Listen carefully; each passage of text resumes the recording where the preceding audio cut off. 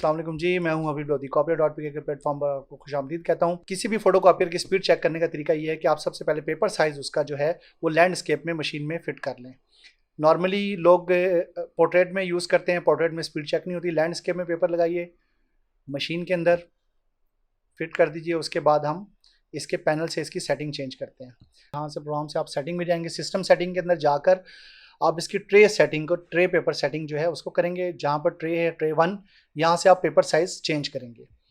Paper size normally ये वाला size select होता है, हम इसको A4 लैंडस्केप में कर देंगे। ओके करेंगे और साइज़ चेंज हो जाएगा।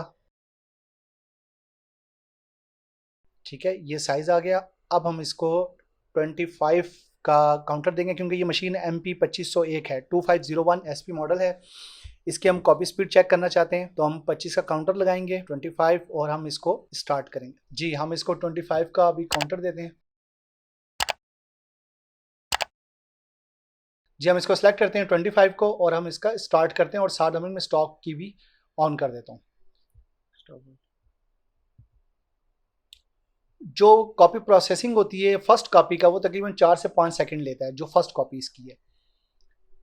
उसके बाद इसकी स्पीड अब हम चेक करते हैं कि 25 CPM ये 25 पेपर 1 मिनट में देता है या नहीं देता। नॉर्मली लोग पोर्ट्रेट में चेक कर रहे होते हैं स्पीड, तो वो एक गलत तरीका है। हमेशा लैंडस्केप में आपने स्पीड को चेक करना है। फोटोकॉपियर के जो भी फोटोकॉपियर आपने परचेस किया, चाहे वो 20 CPM है, चाहे 25, चाहे 50, 60, तमाम मशीनों का यही तरीक़ेकार है। तमाम ब्रांड्स को भी चेक करने का, कॉपी स्पीड चेक करने का यही तरीका है।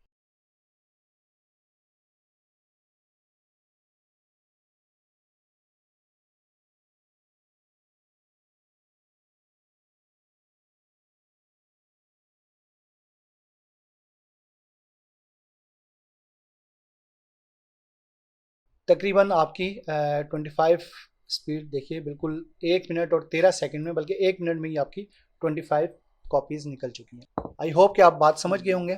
कॉपी डॉट पे किसी मुझे दीजिए इजाज़त। अल्लाह हाफिज़।